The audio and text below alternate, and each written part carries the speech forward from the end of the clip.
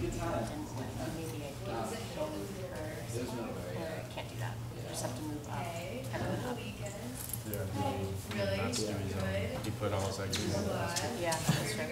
But there will be other, there's always other SGA. Where I guess is there SGA? Hi, can you come on? I'm good. How are you? Oh yeah. So close to being that like I'm so excited to go home to see my family. Yeah, what's up, Eli? Come on, man. What's up, Holly?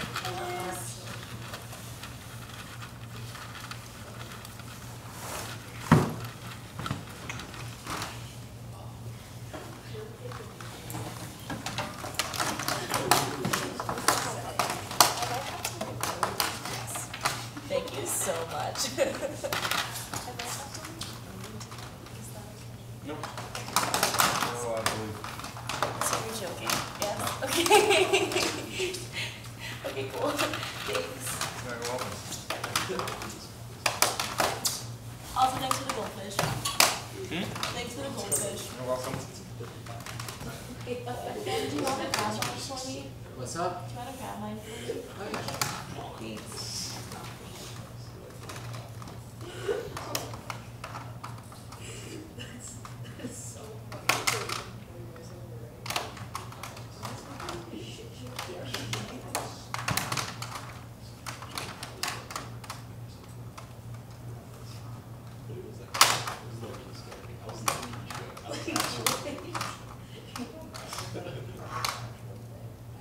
Oh my god.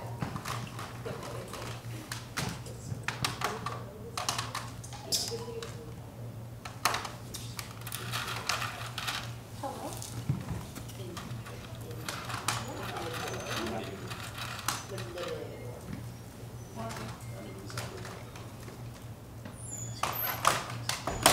You what?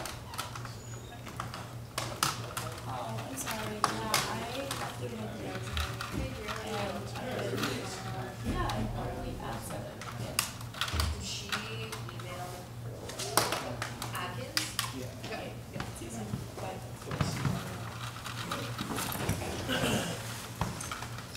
Here, Mr. Speaker. Thank you. You're the best.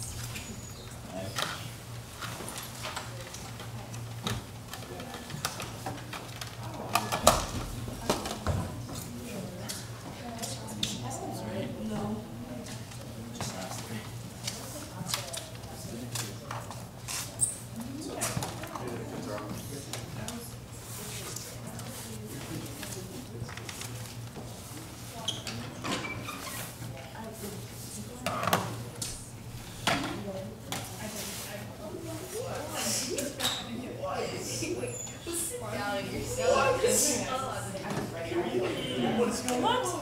What? What?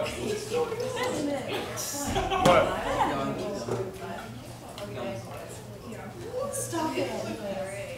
Stop. Why? Are you talking about? You're talking about Smith. Yeah, but he's also been informed. Right? Really? Yeah. Hello. He hasn't been picked out, but.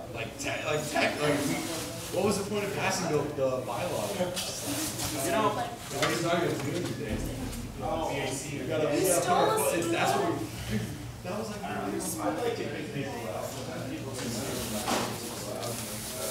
Well then, what was the vote? I was against that. The majority spot you voted for. we can kick him out. That's fine. We'll do it. We'll do it next meeting.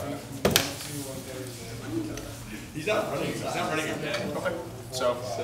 Dude, mine was during my last one. Yeah.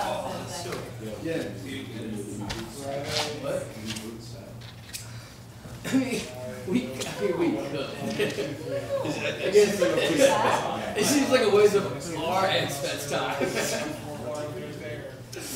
Let him go quietly. He's earned that. He's not running for re-election. He knows his mistakes.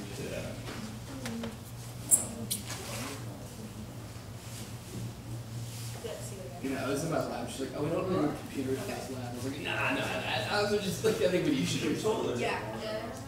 Yeah, I just had like, I had all my like my things like typed in. And so it's like, I did the thing. Just check what I can do. You get it. Tool. You got Tool. Yeah. So, it'll work. Where did you get it?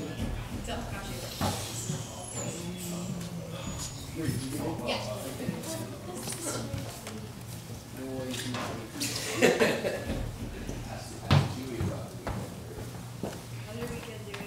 It's good. It's good. Ask Ben. Hey Ben. How you doing? I'm doing great. Ben. No! Ben! Oh, I've never been back. We went over this for like 4 hours in the car. That when I asked him how he's doing, he goes, I've never been back here. We did it like 6 times. And he got it every time. You keep catching me off guard though. What? We told you and said it that we would do this. I thought we were doing this during session though. Sorry, are you gonna zone in between now and 3 minutes? You're gonna zone in. You're like, I mean, the problem For some reason. It was like, I think you're That's how it normally goes. you spend these next 2 minutes mentally preparing. I spent the last 3 hours. or not. That's good.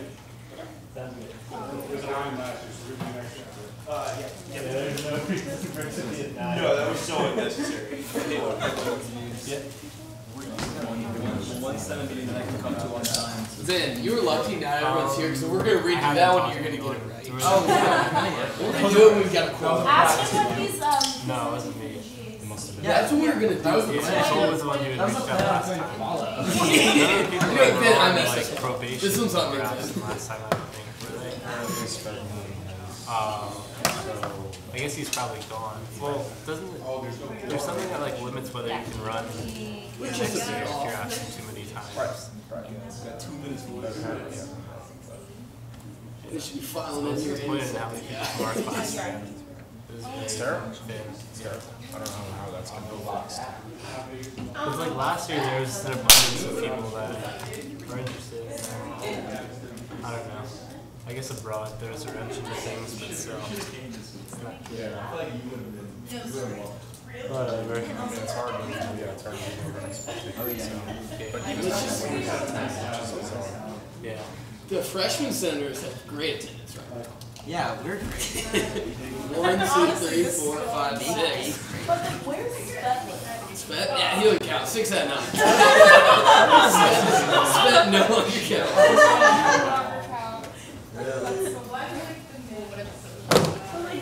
Kurt! I don't think I've seen Does Spet look like exists? What is this? No! I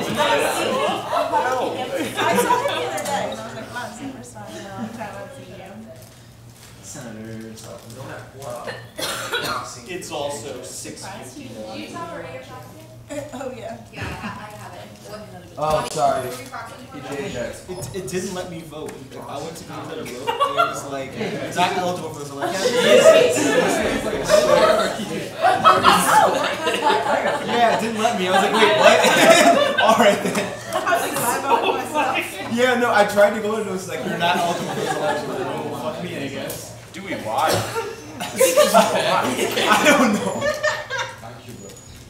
Spet does not care. Spet, there he is. Hey! Spetty. Literally. Wait, how many freshmen here? 1, 2, 3, 4, 5, 6. Wow, everyone was true. Oh, Max. And Max. Oh yeah. Of course. Of course. Actually, does Max Snapchat me and saying that he wants me to proxy? Send Drew a text.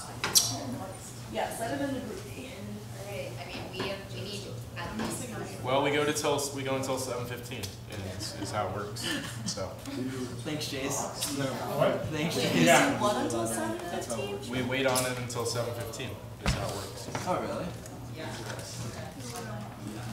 I believe our parliamentarian can tell me otherwise. No, we need to get a quorum to start. But I believe it's Conduct business. I believe it's a 7:15, like a 15 minute. Yeah. It's only 7, so, you know, people come late to things.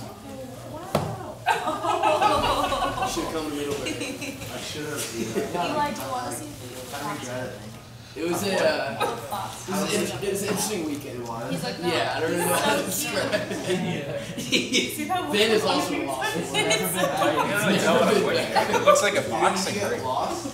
We all got lost. Ben was found at the Japanese interest house. Tag me in it. On the floor. On the floor. I've learned so Jazz much. house. I already got that.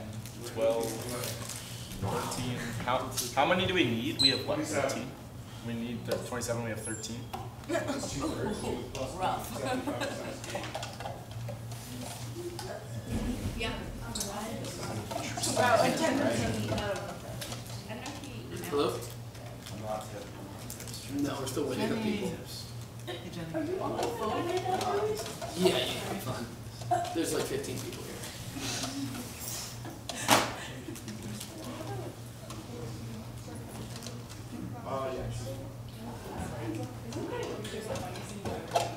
Yes. Stop. I hate that. I was just trying to think about it. I was like, the fact that we're about to do a scavenger for like a final project is the funniest thing that's ever happened to me. Yep. A scavenger. Interesting. I wonder why. Can you? It was so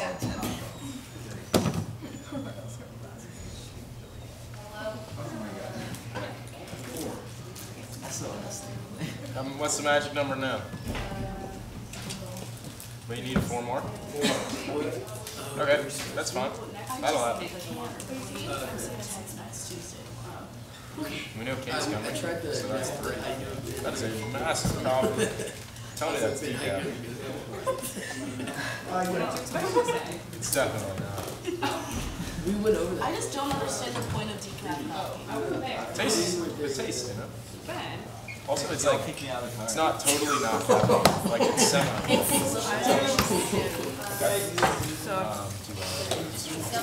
I mean, we can just give them. It was so good. Just pass them around and then, wow. Look, what did I miss No, last it's not. night? Dude, why do you never come to Sharks? It's like your 5th class, but you have like 8 classes.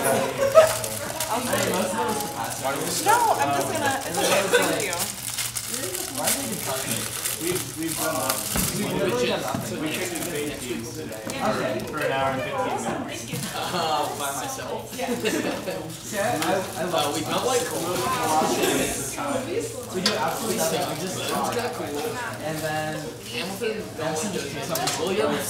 Well, because I answered the questions and they told me I couldn't talk. Most schools exist at one right. Doing like work. Because like I couldn't talk anymore. Yeah. There's one dude who told me with a lot of ideas about free speech and then no other ideas ever. Easy. That guy's still a favorite. The guy who knows a ton about free speech and nothing else. No, the Colby kid. He had like the long hair. He went on like a 15-minute monologue about free speech. on Facebook. Yeah, he had me too. He had like a 15-minute We're good speech now? Oh, look at on, that. You know, he knows,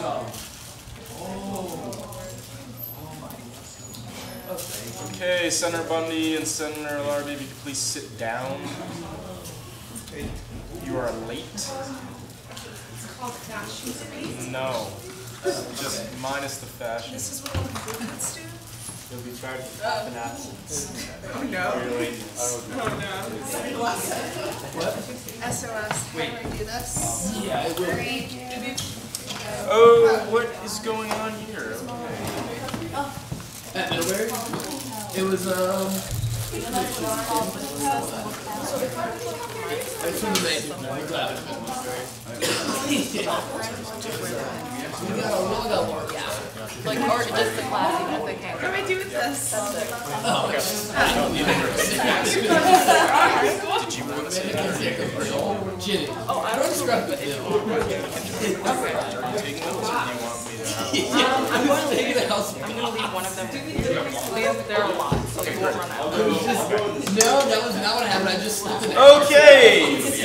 The regular weekly meeting of the Senate of the Student Government Association is now in session. This meeting is currently being recorded live. Roll call. Pendel.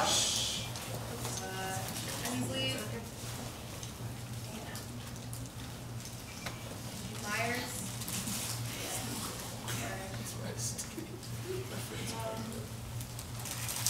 Phillips. Jackson. Here. Roseman. Waller. Okay, do I see a motion to approve last week's minutes? Is that seconded?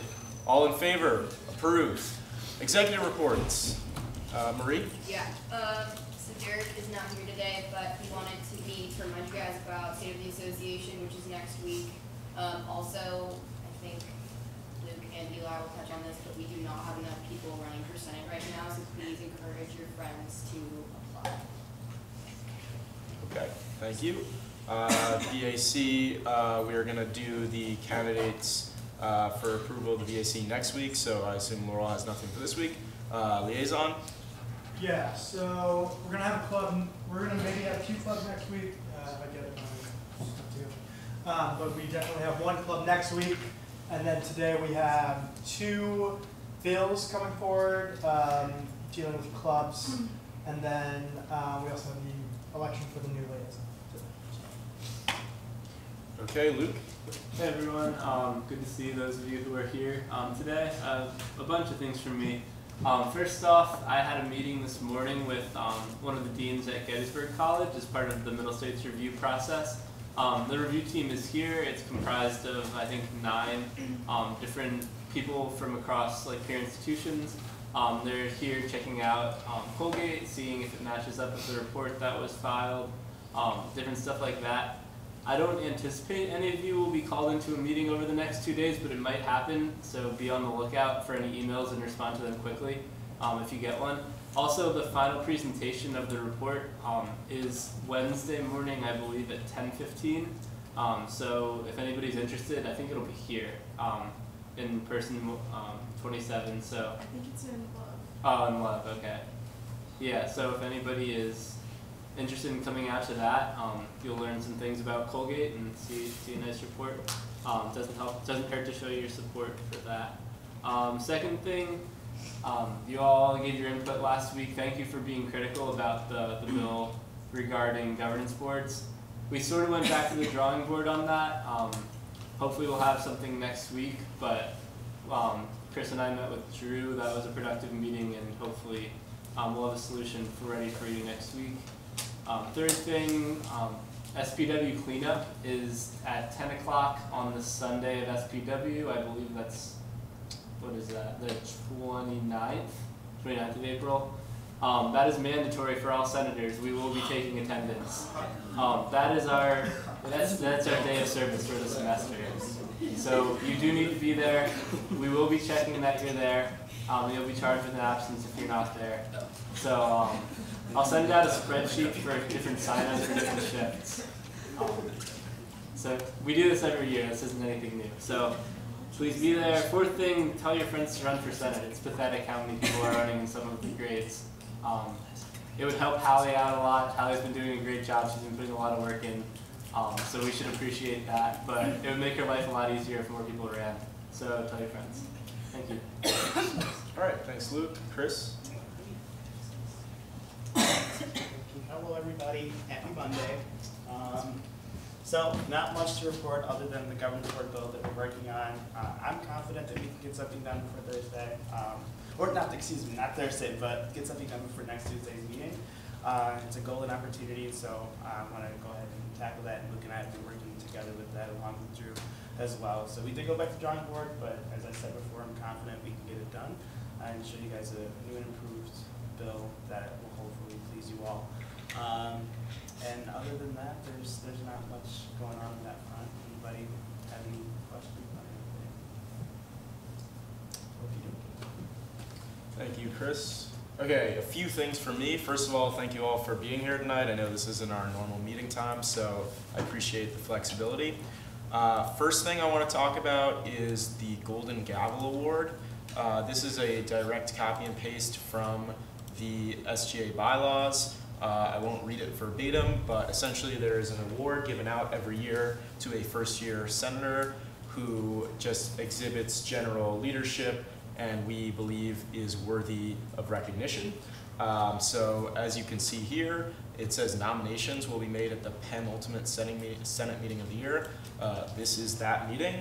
I'm not asking for vocal, I would like to nominate so-and-so, but if you have someone you would like to nominate over the course of the next week, you can either come up to me after and tell me, you can send me a text or an email, and whoever these people will then consider the nominations. Questions? Can you nominate more than one person? You can nominate more than one person. You don't have to give a reason for your nomination, you can just nominate them, or I'm sure the committee would consider an explanation if you were so inclined. There's only going to be one award, unfortunately, even though our wonderful freshman senators or first-year senators have done so much for us this semester. But that's just how it is, so just be aware of that, and if anyone can nominate someone, you don't have to be a senator. I mean, yeah, I'm pretty sure anyone can nominate someone.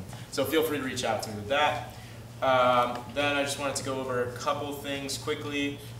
In regards to the tell people to run for Senate, this is basically how I phrased it at Cabinet. A lot of times, us being senators, we probably don't like tell our friends to run because, you know, admittedly, we want to make sure that we win. Well, now we have one, presumably, if you're a member of the sophomore or junior class, or the rising junior or senior classes, not enough people ran. We only have 5 tickets for the sophomore year and 6 for the senior year. So you know now, as of today, you are going to be a senator next year. I'm speaking to 2020 and 2019 classes. Please tell your roommate, tell your suite mate, tell your, your friends, neighbor, I don't care who you tell, but there's gotta be a reason that you're a senator, and there's gotta be a reason why other people should wanna be a senator. So much talk on this campus this year about different things, social hosting, Dean McLaughlin, these kinds of things. I would like all senators to encourage people who have ever expressed any concern about campus to run for senator. We will do another round of elections either next week or the week after, but pretty soon. So start telling people to run for Senate because you know good and well that this is a position where you can really do a few things. And so even if sometimes it's frustrating, I genuinely believe it's worth running for. Question? So the people that run next, they're going to be elected, so there's going to be another election to fill those positions. And per the bylaws, if that second round still does not reach the maximum capacity, then there will be the option in the ensuing semester for appointments to be made. But that will be out of Hallie's purview, assuming she does not retain the position. Any other questions about that? How many people in the first year class are running? 15. So first year class is set. Well, it's competitive. It's not set, but it's still going on. Any other questions? Okay, and then last thing, hopefully you got a chance to get one of these pins for Sexual Assault Awareness Month. If you didn't, that's fine. You can come up and get one at the end. Basically, Raquel wanted me to tell all you that obviously since we moved the meeting tomorrow, it would be great if we could all show up for the march. It starts at 6 p.m. There's poster making in the coop at 5:30. And then there's a speak out for those who identify as survivors that happens in Women's Studies at 8 p.m. So that's why we're not meeting tomorrow, but if you could please wear your pins, you can wear them all throughout the day, you can wear them at the march, you can put them on your backpacks for the rest of eternity, but they're really great and we spent money on them and they're a good way to show solidarity. Okay, so I'll stop talking now. Are there any questions about any things that I've said? Okay, let's go into committee report. Oh, sorry. Do we have to give these back? No, they're yours to keep or to give to whomever. Okay, any other questions? Okay, the AAC chair, could you please come up? Kat is not here, Uni's not here. Does anyone from the AAC want to speak briefly? Yep, Here. go for it. We didn't meet this week. We were supposed to meet yesterday, but we are hopefully making up the meeting this week and submitting things for our final meeting. Okay, awesome, thank you. EAC chairs? The Greek President's Recycling meeting is likely going to happen on Thursday. They've all been super responsive to me, which is cool to see. And if you don't come to SPW, clean up your square. So that's all. And I'm moving forward with my international student projects, but like I said last week, those are more long term. And Dewey's going to tell us a little bit about the conference. No, he's not. That actually is the purview of PAC. So Dewey, we would love to hear your specific account of the events that unfolded. And I'll make my way up to the front. So we went to Middlebury this weekend, and we learned we don't like Colby at all. Colby kids, Colby SGA kids. On tape. Yeah. Yeah, be careful what you say. We love Colby. And we did mention the live stream, so that was a big hit. Live stream was a big hit. Eye clickers were a big hit. Yeah, they were like enthralled with that idea that like we have like they're like when we said eye clickers, all the pins came out. Like you could hear the clicking. It was they were like, what are eye clickers? Like, is that a brand name? Like what do you use them for? Like do you get rid of the records? Like are they destroyed? We're like, well, that's actually pretty complicated. And then we were like talking this like live show was a big hit. Eye clickers were a big hit. We talked a lot about what were the big issues like sexual assault, obviously, free speech on campus, and we learned a lot about how that goes down to other campuses and what the students feel about that. And so it's just, we learned a lot about Middlebury and what a normal weekend like is at Middlebury. And different than Colgate, definitely different than Colgate. But we all got a lot closer in the process. I think that's the main thing we can take away. Ben, how are you doing? Never been backer. That's the best thing that we found in the whole conference. Do we have time for questions? Eli, come on. Senator Bobby, quick question, go ahead. What was, like, out of curiosity, what was the campus climate for, like, sexual violence and free speech and, like, those kinds of things there? Like, what were their attitudes? Anyone can take this, doesn't have to just be me, first of all. So one thing, we broke up into small groups to discuss like health and safety at school, like sexual violence being one of the things. It's also surprised me, like Colgate has a lot of resources that other schools don't have. Like Haven is like really big, and like seniors are huge for our school that other schools don't really have. And other schools, like a lot of their like sexual violence like prevention goes through like the dean of the college. Like it's part of that office, and they're not like counselors that help students. They're like Title IX coordinators that deal strictly with like more legal aspects of sexual violence. So the problems that other schools have that I noticed are more with like the structure of how their school, like the resources that are given to survivors of sexual assault, and at Colgate it's more of like we're really more trying to dismantle like the culture around sexual violence. Not saying other schools aren't, but I think that's a big focus that we have in relation to other universities. One of the things Williams students said in our small group, TCMS, they said that they don't trust the school to protect this. They feel like the school protects the school, and that the Title IX coordinators are there just to make the school look good and decrease statistics. For the sake of school, they don't care about the students. Which, yeah, we don't really feel like is the case. And then, Yeah, and also we learned, so basically the way it worked was Saturday, all day, we were there from like 9 to 6, and broke out into a lot of different sessions where we had topics and like questions, and we'll present more next time when everyone else is here. And then just heard from other schools. But Hamilton College, for example, has had 3 suicides in the last year. Like that small school down there. And because they don't even, like we have administrative deans to handle, like if we're sick, or if we're dealing with something, or if we're not showing up to class, there's people that are kind of looking out for us. But one of our colleges 30 minutes away, like our peer institutions, doesn't even have administrative deans looking out for them. So it's really interesting to kind of compare, like, because Colgate doesn't do a lot of things well. But Colgate also does do a lot of things well, and we don't necessarily like appreciate it until like we have conversations about it. So it was really cool to kind of hear what other people had to say. And there was like 30, 40 people that were at the conference. So we'll give and we have a lot of ideas and projects that we can be working on too. So we'll talk about it more, but it was a really productive weekend. Yeah, the Hamilton, after like one of the suicides, like one of there were emails published of like the student trying to find people to talk to, and it's just like it's not clear who they would talk to. And it's like the school day, like Hamilton, for example, just has a lot, like has far to go with dealing with students' mental health.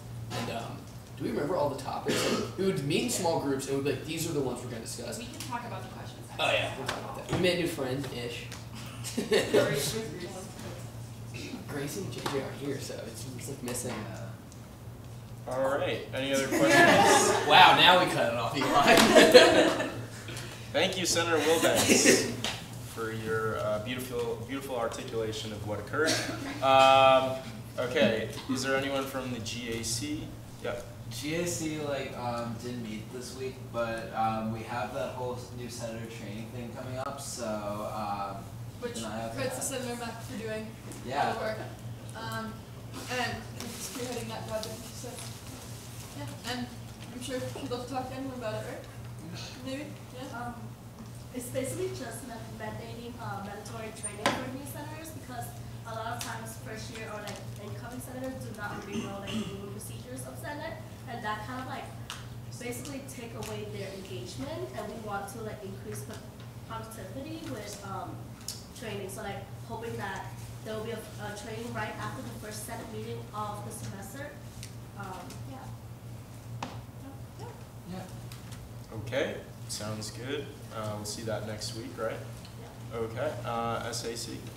So yeah, SAC didn't meet this weekend because of conference and because we're meeting today. But I'm gonna push us to write like a recommendation or like a report of this year, and then put like maybe a list of a couple projects that the SAC can look into the next fall, just so we can hit the ground running with already stuff that students have asked for this year. So. Okay, thank you. SOC, anything else you want to say? No, sorry, we just have two bills coming forward. Okay, CLC. One announcement, we have dorm reunions this Thursday from 8 to 10. Awesome. Thank you, Lizzie. Okay, so we'll jump right into new business. We're going to start with the election of the new liaison. Can the candidates please come to the front? So luckily you're both senators, so you have a pretty good idea of how this goes. So whoever wants to speak first, and then we will open to questions and proceed from there. Okay. So I've been on the SSC committee for the past 2 semesters, and during this time I've played a pretty significant role in a lot of the changes that the SOC has developed. The organization has really revamped itself completely, so it's really important for the new liaison to be intimately familiar with those changes. I really think that this is a very important position and one that I'm well suited for. I acknowledge how important clubs are to this campus, and I firsthand experienced it and seen it with other people. I really feel like these student organizations can be a place where you can find the people who you most identify with, or push yourself outside your comfort zone. And it's really important in this time, so that in our new revisions, to have someone making sure that these clubs are, working to their fullest capacity and giving students the most they can out of joining these clubs. I'm really organized, I'm very reliable, I really am very committed to all things Senate, and I really feel like in this position I would be able to ensure that these changes that we've made work out fully and critically kind of examine the changes and be able to say, okay, we made this change and it's not really working, what do we do next? And I think that that's a really important thing, to be able to say, okay, we not only have we made these changes, they're not stagnant, they can continue to change, and we can continue to shape the SOC and shape student organizations on this campus so that they can be the best that they can be. I've served also 2 semesters with Lucy, and we've really revamped what the SSC is, and we changed it from how it was in the beginning with David, with just kind of gatekeeping clubs, whether you're in or out of getting SGA funding or not, to having, with our 2 bills that actually Lucy and I worked on the bill earlier this week, and to make it more of an active role with clubs on campus. Less of, you just see us once, and now you're in SGA, now you can get funding, and then you don't worry about the SOC anymore, to actively having a connection with the clubs on campus to ensure that they're doing good things with their money, they're just having effect on campus. So that's really what I want to do, is that liaison, and continue the work I've been doing in 2 semesters on SSC. And one thing we learned at Middlebury, just going to brief the 2 presentations, we learned another school calls their SSC the SOC. And so that's what we're going to start doing. We're going to start calling it the SOC. All right, thank you to Dewey and Lucy. Do we have questions for the candidates? Senator Zollner? I guess, like, what would each of you do different from the other? Because, like, your ballot candidates are, like, kind of similar, and it seems like you have, like, similar experience. Like, what do you think the difference would be? I mean, I don't know. I can't necessarily speak for what Dewey would or wouldn't do, but I can maybe give a little bit of insight onto some changes I think that need to be made in the SOC. I think this semester was really great, and my first semester was as well. I think that some changes is, I felt like a lot of times it was the same people coming out with bills, and I think that that's not really helping the growth of the Senate as a whole as well. You need to be encouraging more and more people to work and get involved in the bill process so then they can help share their kind of knowledge with others, and it would also increase the amount of bills that would be coming out.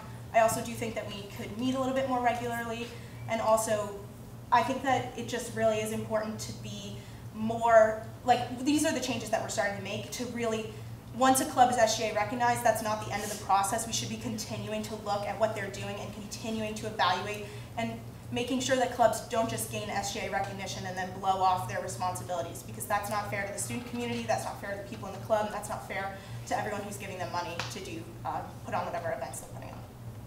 Yeah, it's a tough question because I'm supposed to like disagree with what you're saying, but I agree with pretty much all of that. Like, that was the biggest problem with SSC, I feel like we agreed on, was that it was really, they would come and gain access to BAC and become SGA recognized, and then they would just kind of drop off, and the SSC was no longer a problem.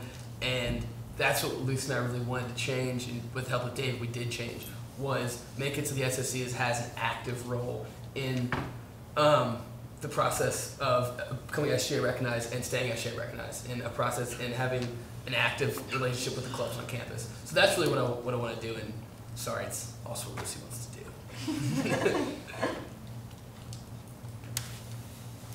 David. Where do you see SSC going in the next 3 years? Its role in SSC. All right, I'll go first. Yeah, I just think it's exactly that. More checking on the clubs, especially like the big clubs who are requesting access for money more and using and having more events. Just actively having a role in their clubs and making sure that they're being inclusive, that they're being sustainable, and they're being fiscally responsible with their money, and that there's a need for these clubs on campus. Kind of on that trend as well, I think that, you know, connecting that, creating a bond between the SOC and clubs, and giving the SOC a little bit more of a prominent role, I think is really important. And I think that we should be talking to clubs a bit more about the events they're putting on and making sure that these are not only just events that help people inside the club, but are events that are going out to the whole Colgate community, which I feel like a lot of times everybody joins clubs at the beginning of the semester and then you never hear from the clubs again except for the ones you're in. And I think that they should be putting out events throughout the semester, and that can maybe encourage club growth in between the starts of semesters, and clubs could be continually growing and continually putting on events and attracting more people to their clubs, rather than just every time there's a club fair, they get a few more people. Jenny? Are both of you rerunning for Senate too? I am. I'm not. I have a question, if I may. My question is, as we all know, today's bill that the SOC is bringing, or one of the bills that they're bringing, suggests that the SOC be able to suggest new trainings for clubs to conduct. So my question is, could you name one training that you might suggest next year if you were the liaison, and why? Okay, I could start. I really found the implicit bias training that we got to be very impactful. I think it's really important as a club to look at that, because as a club leader, there could be so many different situations where implicit biases could come up, and it's really important for that leader to be able to confidently intervene in those situations.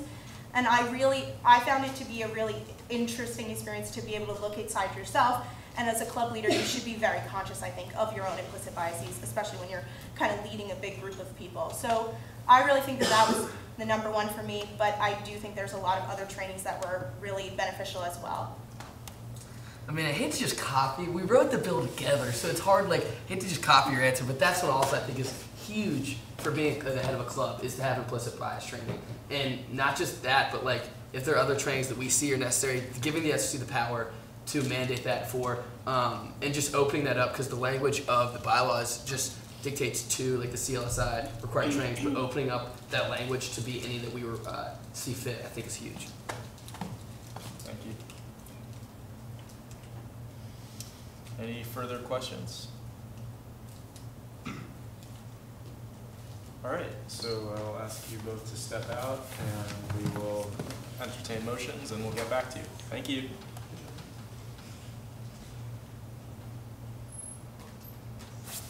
Senator Seljo. Motion for a 2-minute unmoderated caucus.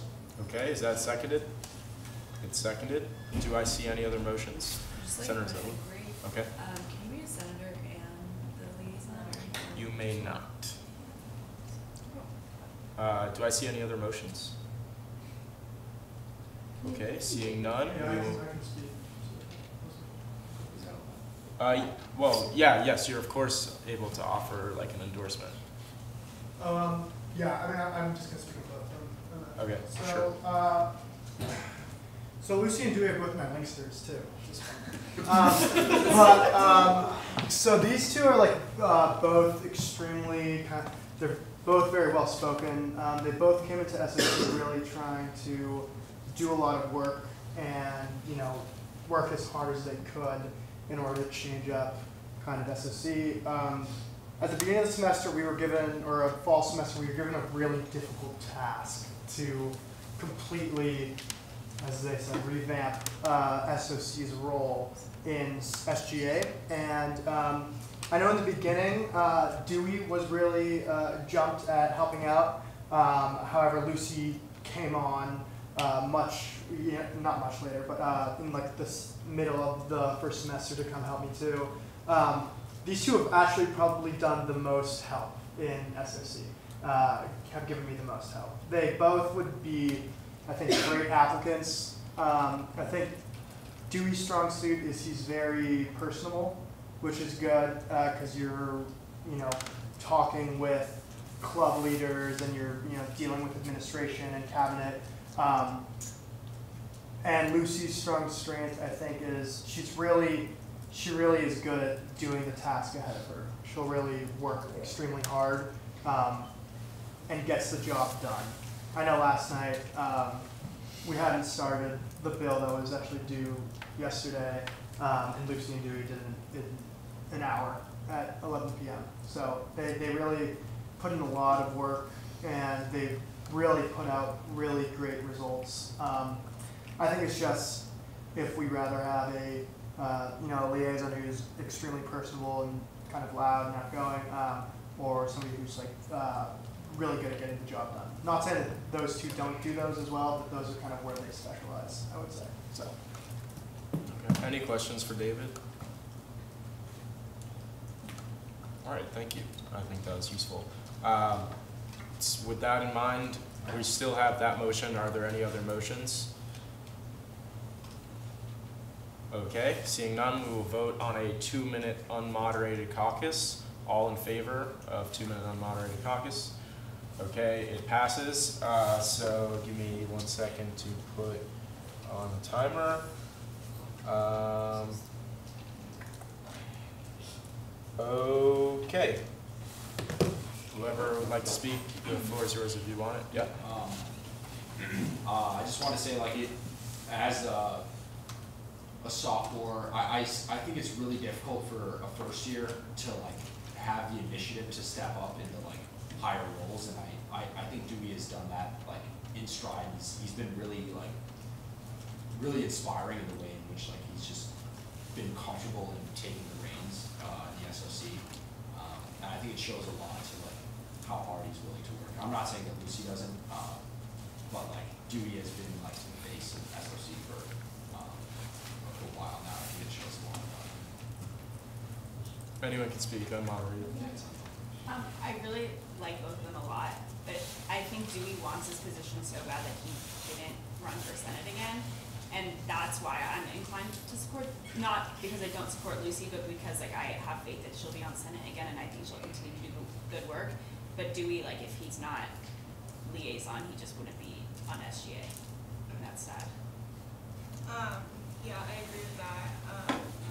Also, I was on SOC last year, and although like Lucy was like did her work and like did it well, I do remember like Dewey being more actively engaged, and like yes, he's a very outgoing person, so like that may have been easier for him. But I think that for this role, the person should be like more than comfortable like speaking out in front of a crowd and like expressing their opinions. I would advocate for Dewey as well.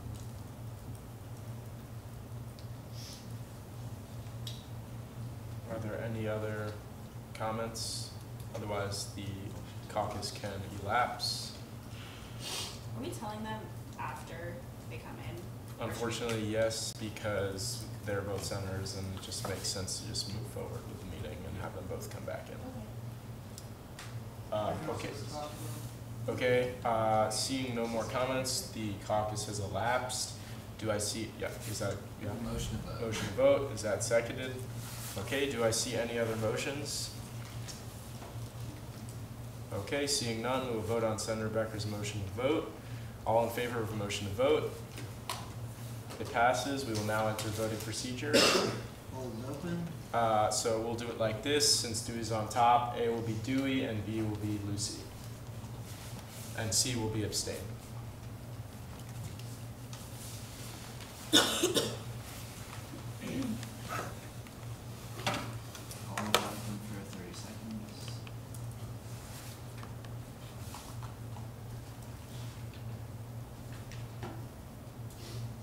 Do we have a number, Marie? Point of parliamentary procedure. You don't have a number? Really?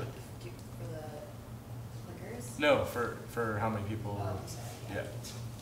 Yeah. Point of parliamentary procedure.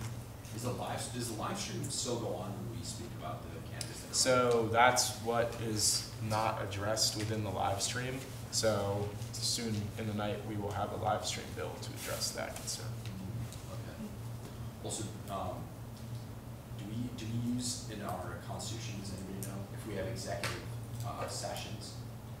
Yeah, that is a thing, but there's like a procedure, I think in the bylaws. Oh, do you mean a closed session? Yeah. Yes. Yeah, and you can kick everybody out. I'll pull that up as well, so, yeah. Can I still proxy for someone?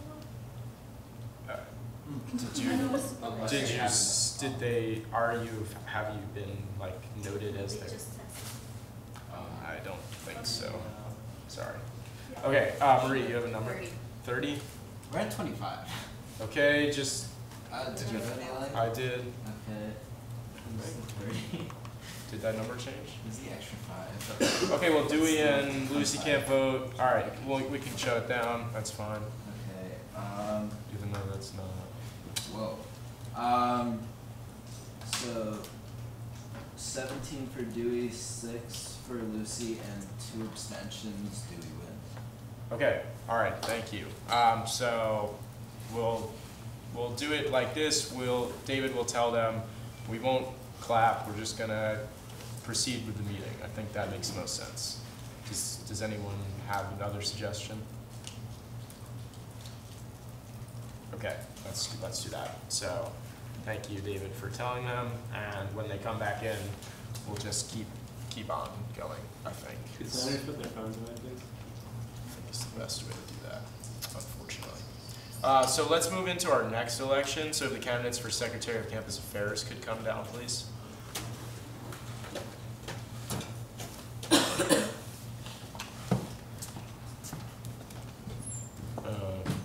When they come back in and sit down, I'll let you guys have the floor.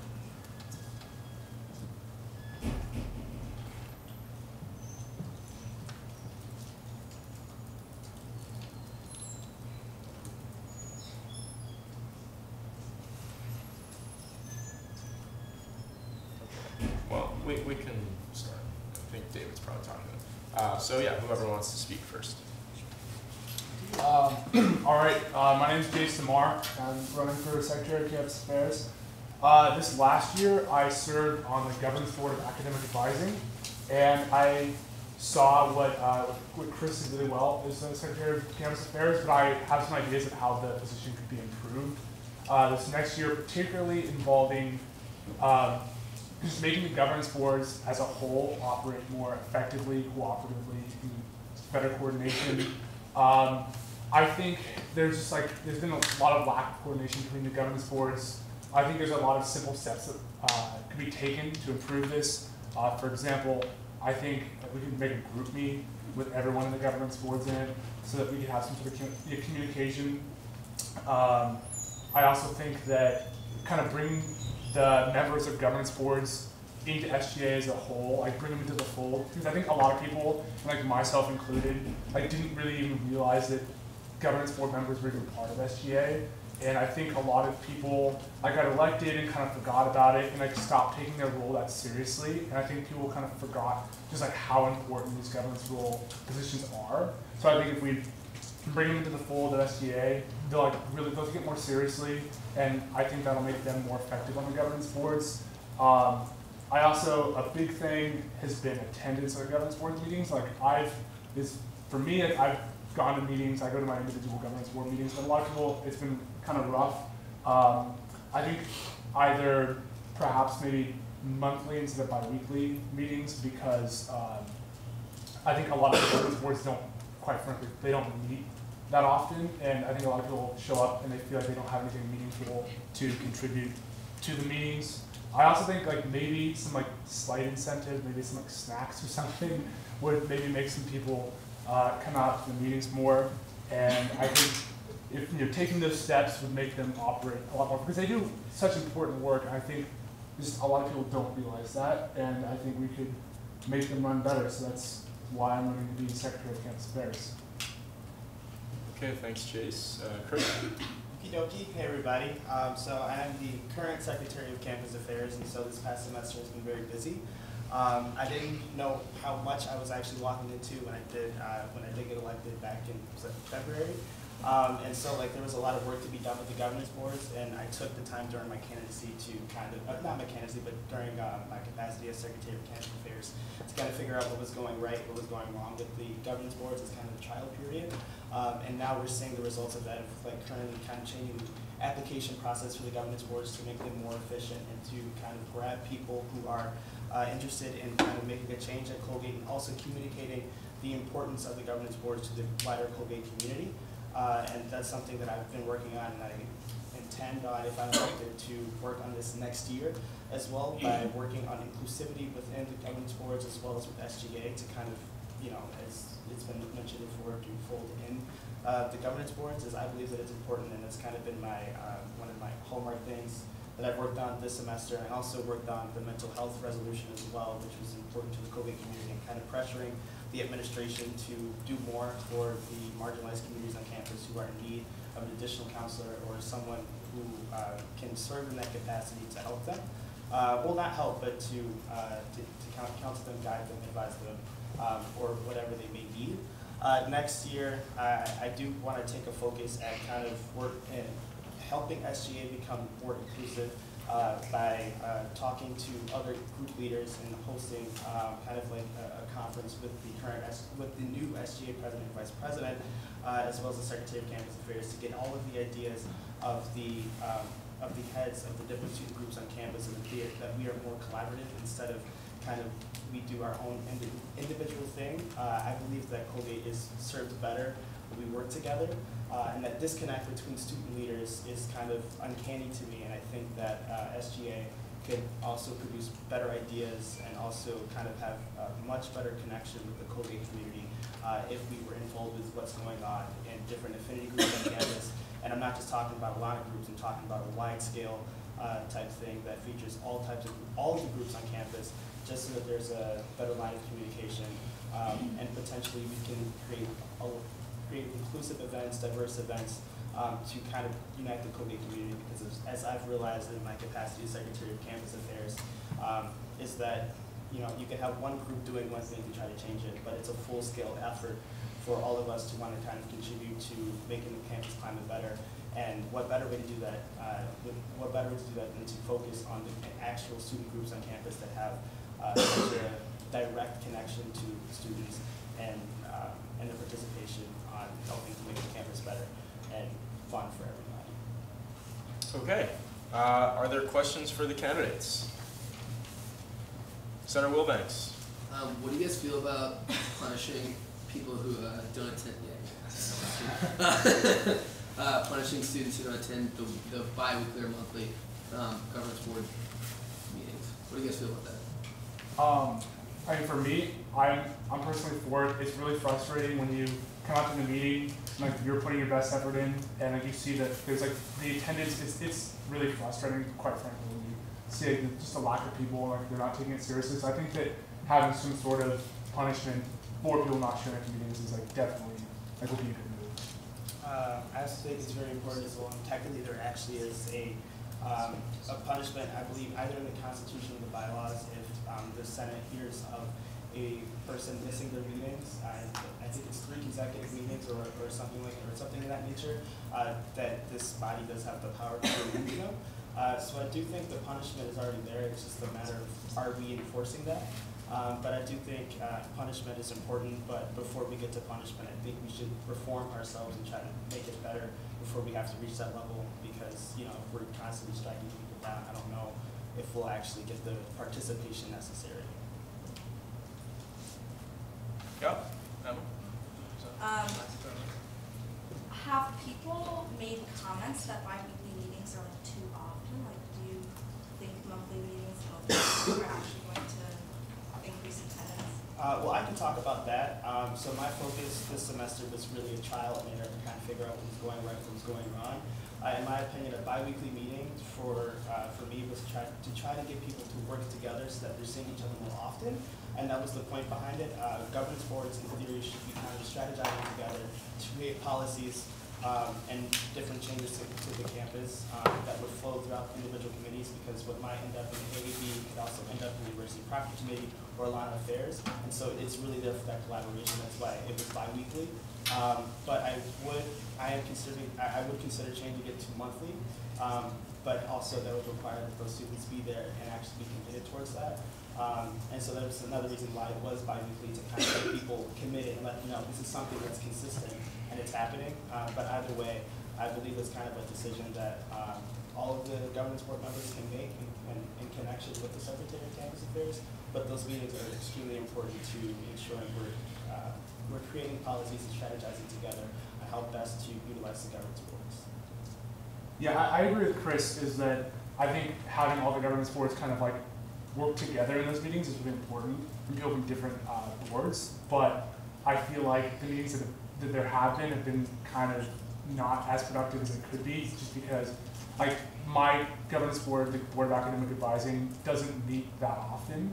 So like if there are bi-weekly meetings, I feel like personally, like, as someone on our governance board, like showing up, I don't really have anything to contribute, so it feels like, why am I coming to the meetings? But I think once a month I feel like people would have more to contribute, because it's more likely that their board had met in the amount of time in between meetings. But I think also just like generally communication between the governance boards would be a lot better. So like, yeah, for instance, I think like a group meeting would be a really good, like simple move, but yeah. And if I can add one more thing on top of that, it was mentioned at the last meeting that I had with the governance board members that they kind of feel like they're there for no reason for those that don't meet that often. But the point of the special privilege of being a governance board member is kind of you are a representative of the student body. So even if you don't meet, you still have opinions about how you think campus should go, and that's meant to help the person that's in that specific governance board help kind of like make those decisions as well. The problem with the governance board today is that people see it as an individualistic thing, and it's really more of it's meant to be kind of a strategic body that works to create policies together, or not together, but kind of like in coalition with each other, and while representing the student body at the same time. Okay, any other questions? All right, thank you. I'll ask both of you to step out, and we will get back to you. Thank you.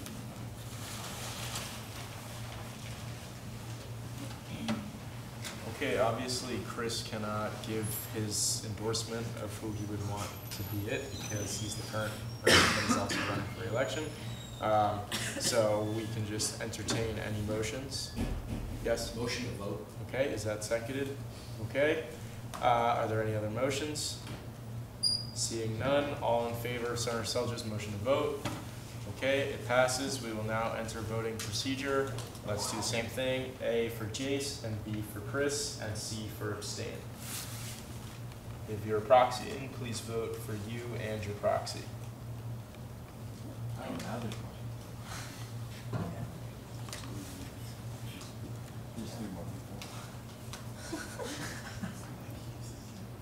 Also, why don't we just do, you can announce the winner and then you can get the numbers later.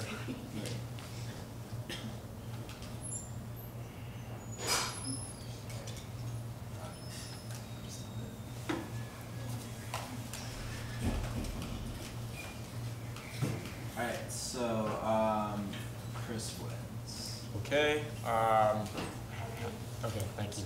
All right, so Hallie will let them know. I think we can clap when he comes in. I don't know. Well, you can really just do whatever you think is best. Okay, why don't we keep it moving? We will do the first SOC bill, the SOC club offenses bill. So if the principal authors could come up for that, that would be great. Other bill. Other bill? Yep. Okay. Wait. First one is. I thought David wanted this one for. All right. This one first, I think. Okay, that's fine. That's fine with me.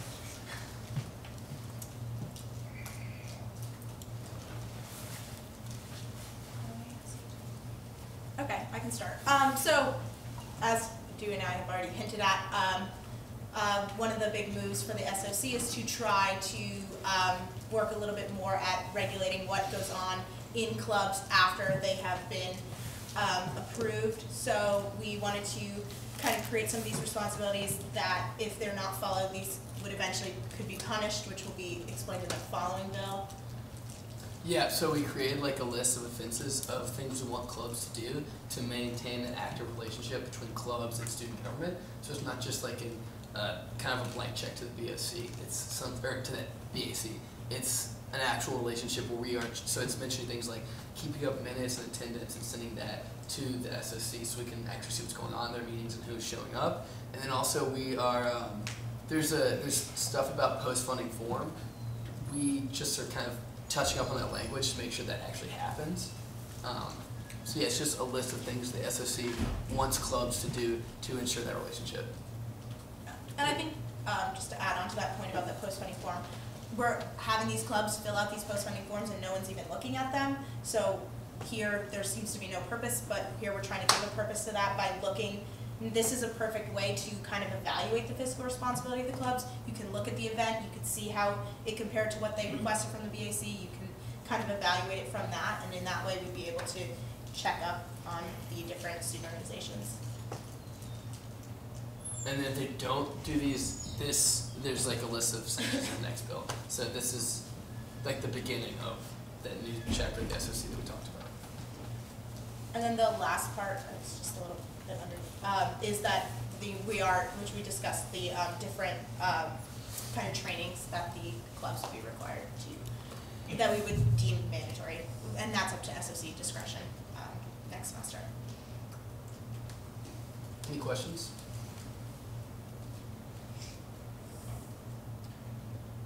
So I have one question, and it's looking at this section in regards to providing minutes and attendance. I'm curious what you think about that, if you think that the minutes aspect is necessary, because I'm sure there's a lot of clubs on campus that meet but don't necessarily take minutes. Mm-hmm. So I don't know how you, would you sanction a club if they show that they're meeting and have attendance but don't provide minutes? Well, if they provide minutes, but there's there's no effort put in, there's just nothing, they're just not telling us at all what's happening. They're saying, oh, we had a meeting, but we're not gonna write anything down about it. like that shows that maybe there's needs to be something done about that club that isn't happening. That if you're having meetings but no one's writing anything down, like that you have no real idea that then maybe that there needs to be looked at what's going to happen at that club. And the attendance is really just for our sake, that just see who's going to these meetings. Yeah, just to add on to it a little bit, just to clarify, it's important that we know that clubs are meeting. Having these minutes are going to show that the club is meeting somewhat regularly. There shouldn't be a club that forms at the beginning of the year and meets never and doesn't get anything done. What's the point of joining a student organization if it's not going to do anything? And maybe minutes is the wrong word, but a summary, something. There should be evidence. What are you doing in your meeting? What is your club about? And that can be presented. And when you're evaluating, it's easy to see a club's progression if they're showing what they're doing every meeting. If they're just saying what they did the whole semester, they could all be in one meeting. You want to see that they're growing, they're continuing, they're improving in whatever facet that might be. Does the minutes thing apply to CSU groups? Because I'm just kind of thinking, like, I mean, I'm on mock trial, or if you were on like debate or model UN or something, like, you're really supposed to have minutes for like practice. Like, what would you even say in that? I mean, especially like clubs like that it's pretty obvious that there's like a strong club that frequently does things. I just feel like minutes doesn't really do anything. The minutes could just include like it doesn't have to be a rundown of like everything that was said in like a mock trial meeting or something like that. But including like what happened in the meeting is huge to know. Like someone's writing down what's going on. That just like we had a meeting, like do we know what we talked about? Like no one knows what happened. Even if it just says like we went over mock trial, like we practiced, having some sort of indication and communication with the SOC that there is something happening. Yeah, and I think that even though, yes, that is a club that we know is effective, you have to apply whatever we're applying universally. We can't just say, oh, well, we know this club does stuff, so they don't need to turn in their minutes. Of course, we need to create something that's fair and equal for all clubs, so I think all clubs would have to show what they're doing in their meetings. Are these minutes from like board? Sorry. No, go for it. Are these minutes from board meetings, or are you talking about like general meetings of the club? What meeting or general meetings? So there are board meetings within the board members Yeah. of the club. Oh yeah, no, just general meetings. Wait, what? Just general meetings. General like with meetings. like Okay, so yeah. I know that a lot of organizations that I'm involved in, sometimes like we have event-based meetings. I mean event-based. Okay, sorry. Like we have events, right? And then we have like board meetings. So we don't have like weekly discussions or like bi-weekly discussions. So you know, like what kind of minutes are we submitting? So, you put on an event, what happened at the event, how many people came. But that's what the post-funding form is for, right? Oh, well then that would be a post-funding form, yeah. Okay, so what minutes are we submitting? Like, Oh, I'm just trying to clarify. Yeah. Can I just tag on to that? Like, I'm kind of following with your question, like, what exactly does the funding form entail? And like, what if it was just like a log, like an Excel spreadsheet that you were just like, we met this day for this many minutes, we met this day for this many minutes. Can I like prove it happened? Yeah, so the post-funding, the post-funding form is to see what the money went towards and like how it went, like what was that used for? Was it used effectively? Did you use all of it? How much like was left over? Like what that looks like to be used for, like so we can see like how the funding went. Was it effective? Is this something that if it's funded again, like will it be used for good use? And that's something that we just haven't looked at. The SC just hasn't. They have to fill those out. We just don't look at them. And so, but yeah, the minutes will be like. Exactly, like it'll be like a spreadsheet, not like it doesn't have to be everything that was said, like a Senate meeting minutes, where like you have to record everything that everyone said, but it needs to be some sort of proof that something in the meeting happened, and you wrote down what happened. Also for attendance, like I feel like a lot of, or at least ones that I've encountered, like cultural or religious groups don't always have members from all grades, but that doesn't mean that those groups or like organizations are relevant. So like how are you like going to determine what it's like prominent attendance means? So kind of like in the past when we would evaluate an SOC group, sometimes a group would come in and they wouldn't have a high attendance rate, but they were a group that appealed to a very particular niche on this campus that needed to be represented, and that was kind of up to the SOC to determine, okay, so this group may have a small amount of members, but they're really important to this campus. So maybe we should make this bill friendly and change it, but I think the idea is not that it's, oh, this number of people needs to show up, this number of grades needs to be represented, but in a group you should be seeing that there is somewhat consistent attendance, there is a degree of inclusivity, and that can be evaluated on a case-by-case basis, which is why a lot of this is left up to the SOC, because they're going to be looking at these clubs on a case-by-case basis, and they can kind of go in and look at it and with their own perspective and with their own kind of knowledge of the group in mind. Yeah, that's huge, the case-by-case basis, because like as soon as we get this information, it's not like we can go by and it's like, oh, these people only have 10 members, we should stop their funding. Like, it's how is it being changing through the lifetime of the club? Like, if a club goes from 100 members to like 20 members, then 5 members, like what's going on there? And then like what's happening in their meetings? Like, and every club is different, so like the minutes for mock trial might look different for like any other club. So it is looking at it on a case-by-case basis and not just one broad strokes, but it has to be a broad stroke and we're applying to all clubs. Like, we can't just say because of this club, we grade you guys differently, you turn in different things. It's just broad things that we can use to get an idea of what's happening at these clubs without having to go to every meeting and having to meet with them every year and re-up their SGA membership with a long meeting where they go over how many members they have, what ages they are, what they're going to do. It's just a good way to collect information about the clubs, so when something happens, we have information to go off of. I guess it's kind of a compound question. So this is gonna be like a massive body of data about like all of these, like just a week of club minutes, if taken effectively, would be like pretty significant to sort through. Yeah. Do you guys have a system for like storing and collecting that? And then like realistically, who on SOC and when are they gonna go through this? Is it just when sort of auditing a club? Well, that's what happens. That's what I was saying. Is like when you look through a club, like having this data is not so like every week someone is looking through it and making sure like, oh, what happened in the mock trial meeting this week. It's that when something comes up and someone asks for like, and they're looking at the SGA membership of the club, we have data to go off of, and so we can get a greater understanding of what the clubs on campus that we're funding look like. Yeah, it's kind of to have have all this information, and then when something comes up, it's very good to already have this. I think it would probably be stored best in a Google Doc with a folder maybe for each group, and then that can be accessible to members of the SOC, and they could look at that if some incident were to come up or if they were auditing a group. Is there a reprimand for clubs that don't follow this procedure? What will that be? Who's going to be in charge of going out? Stay tuned. Stay tuned. It's the next one. Okay, I mean, we can move into a caucus maybe, but I guess maybe this isn't a question, but I think maybe it would be best if Section 3 was cut, in my opinion. I think that the post-evaluation form really achieves what the SOC is intended to do, which is to manage the student activity fund and make sure that money is being spent fiscally responsibly. I'm not sure, in my opinion, and people are able to disagree, that the SOC should just be monitoring how many people are meeting and when. But that might just be my opinion. So I guess my question is, since I'm going to put it in the question form, is would you be open to cutting out Section 3? You can go first, but like...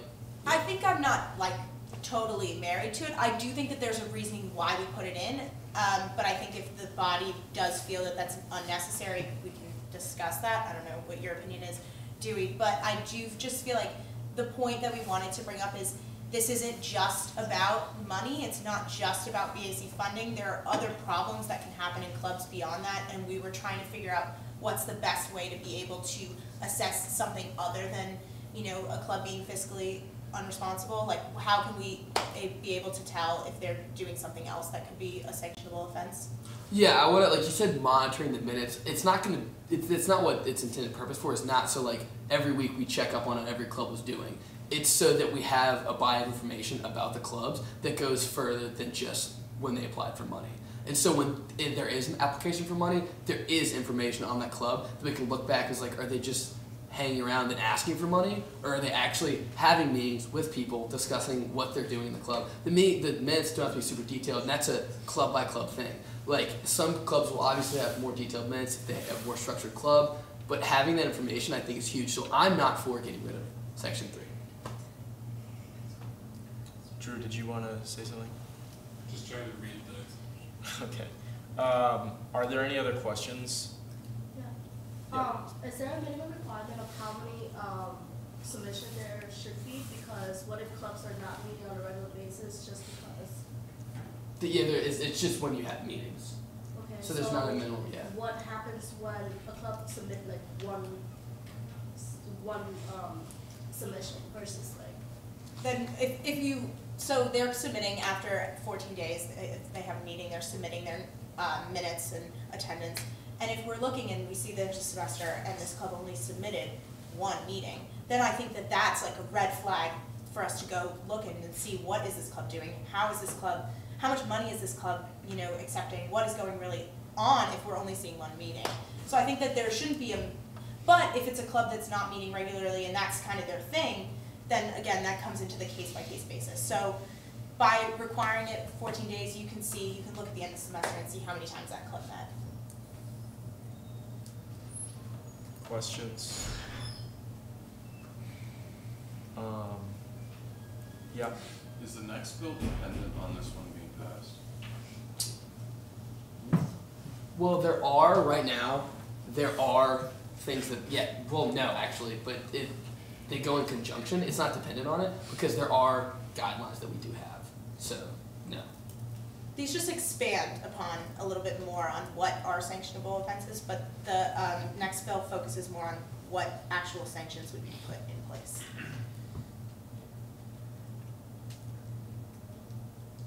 If recognition were to move to a tiered system, how would you change this? So there might be groups which were not eligible for SGA recognition, just meeting for a rounded interest, say like chess clubs, to clubs which would be maybe meeting once or twice a month, to organizations which would be meeting multiple times a week and doing signature events. Would you put different criteria on different levels of organizations?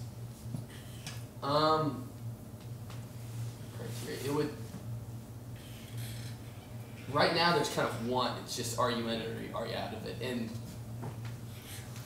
I mean, I guess it depends on like what they're asking for, really. Like, that's a tough question. I think that's something that maybe we'd have to evaluate if we do move to a tiered system. I think that maybe a club that's using more money from the VIC maybe should be held to a higher standard, but I don't think that that's really something we would decide now until we had kind of set up a tiered system.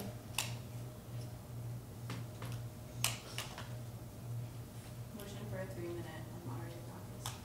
Is that seconded? It's seconded. Are there any other motions? Senator Seljo? I have two separate motions. Yes. First one is to table this discussion on this bill until we hear about the next one. And then my second motion would be, I could make this motion later, is to vote on them as a slate. Vote on these two bills as a slate proposal. Slate means okay. at the same time. All right. Well, I guess I'll see if they're seconded. So your first one was, say that again? Just to table the Okay. discussion. Is that until we seconded? hear the next one. Is that seconded? Okay, it's seconded. And then your second one was to vote on a slate. Does it have a second? Okay, so all three of those motions have a second. Are there any other motions? Okay. Luke, what do I vote on first? Motion to table would be most disruptive. So. Okay. All in favor of motion to table? Wait, point of inquiry? Yes. If we support the motion to table, but also think this should be kind of talked about for just like Yeah. a brief second, can we, like, is that a thing? Yeah. Well, This can be really the brief. chair's opinion on this is that we should have a caucus and we can still go back to any of those other motions after the caucus. So the chair would be in favor of an unmoderated caucus. However, we will still vote on all of those in order of most to least disruptive. Perhaps I've influenced your vote. All in favor of a motion to table? Okay, that motion does not pass. Next, disruptive. Well, voting as a slate would only apply. I'm going to make this a lot easier. All in favor of a 3-minute unmoderated caucus? Okay, it passes. You two are welcome to sit. I think we can discuss what we think about anything that we might want to change, and it's 3-minute unmoderated, so I will yield the floor to whoever wants to speak. So guys, I like really respect the work that you did on this and the fact that like this is tackling a lot and especially as like first years and passing this kind of legislation, like, good for you. And I think like it needs to go back to the drawing board maybe and you need to think out a couple of things, but like I think like the functionality of it is gonna be difficult. Like you need to think more through like how I don't really necessarily know, but definitely talk to like I don't know the liaison because it kind of seems like you didn't really have a role in this. I know that's not your choice, but like you guys shouldn't have to take the burden of this. And not just that you're being recorded. And I just like you guys shouldn't have had to take the burden of this bill. And I think that like it needs work, but like still good job for trying, I guess. I really would advocate for removing section 3. I think that if we remove section 3, we have a lot of good other stuff here. I'm just not seeing the infrastructure for collecting the minutes, and even more so than that, really what that purpose serves. And that's not to say that it's a bad idea. I know that you both have expressed your arguments for keeping it. Maybe it would just be better served to hear other people have a disagreement of opinion. How's about compromise? Okay. What about getting rid of minutes but keeping attendance?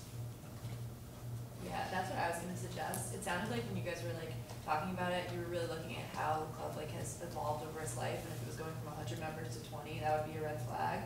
So you weren't really looking at the minutes in the first place. And from what you guys were saying, there wasn't a real structure, and I know most of the clubs I'm a part of don't have like legitimate secretaries, and there's no one like Nicole in the back room taking minutes. So I think while it'd be great to know like, hey, like last Thursday we spoke about like this part of mock trial, like I don't think that's really gonna do anything for you guys in the grand scheme of things. And if there is a problem with attendance, you need to reach out to them anyway, and then they can give you a fuller picture. But that's just my opinion. Yeah, I would be in favor of leaving it as just attendance as well. Could it just be like even like an email that they have to send, like an SSC email or like the liaison, just be like, hey, met today for X amount of minutes, 14 people came. Or is it a Google, like a spreadsheet? spreadsheet? Yeah, or a spreadsheet that you send in at the end of the semester, like logging your hours. I think it could be like really easy. But the thing with this is like I'm involved in multiple clubs, right? And like attendance varies so much because it's like, okay, we're having like general meetings, like 4 or 6 people show up, but then there's like 30 seconds. 30 people show up. Right, but like I mean for Planned Parenthood, for example, like if we had like we could just log the hours and be like, okay, 6 people came to this meeting on whatever, and then on blank we had free content Friday. Something like that. Like just saying what you did. I don't know. Like it doesn't even have to be like a description. Does that like make sense? Like if you had an event, you could just like log the event. So I've been talking with Dana, who is the head of like the Atlanta recognized clubs, and basically she's saying that there will be a mandatory form for all Atlanta recognized. This is just Atlanta itself, recognized clubs. To basically like report what they've been doing. Yeah. I'm sorry. Motion to extend it. By how many minutes? 2 minutes. Do you want to speak a lot? 2 minutes. Is that seconded? It's seconded. All in favor? Approved. Continue. So I mean, like it's only for Atlanta at the moment, but like that can be extended to like other what umbrella term, I don't know what it is, but for like them to evaluate the club at the end of the year, like how has your club done? Because like some clubs have very weak leadership when there's like a weak transition, and like that's not on them. It's more so of like the people that are involved, and like it shouldn't reflect on the club itself, you know.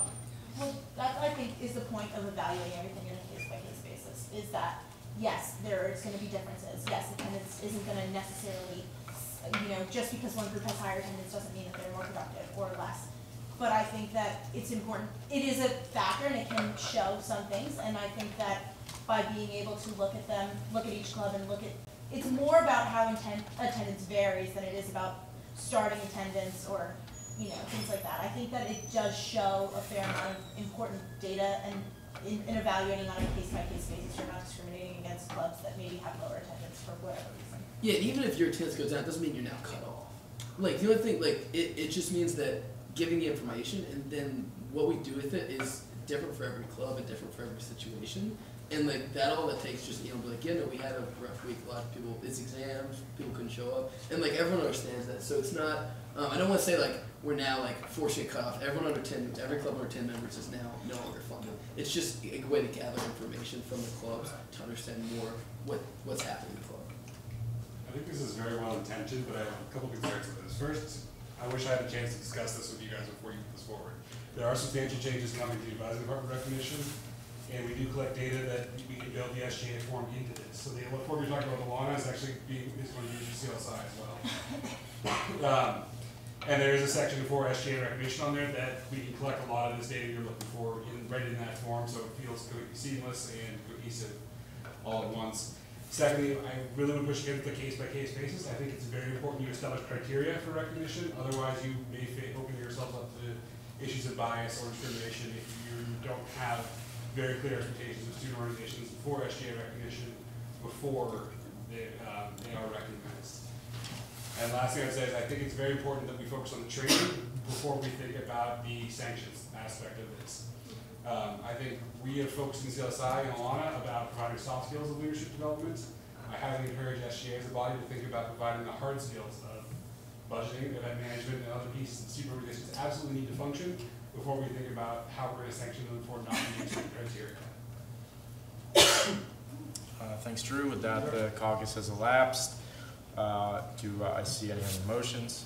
Motion to refer to committee. Okay, is that seconded? Okay, it's seconded. Are there any other motions? Do you still want me to entertain your slate motion? Did you do the slate one first? Is that what you would like? Then you know what? Why not? Why do you want to put on these as a slate? Like, what if there's like a flaw in one of them? I'm saying Oh. All right. If Drew hasn't read like a note about these before, I think it's an important step to take. Can we vote, like, if we do that, can we vote to refer them both back to me at the same time? Yeah, that's what I was. All right.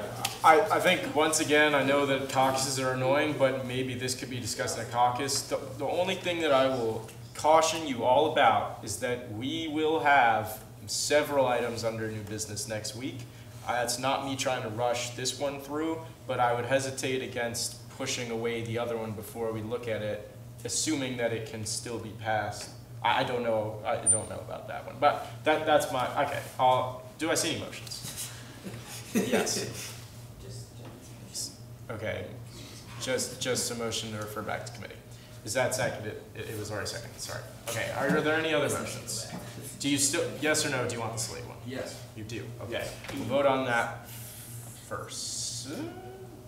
I don't know if you can refer He wants to vote it back first. to committee. So we'll just allow it. I want to say something. Don't judge Amarachi's bill by my bill. Don't judge Amarachi and Kiri's bill by Luciana's bill. It's all like.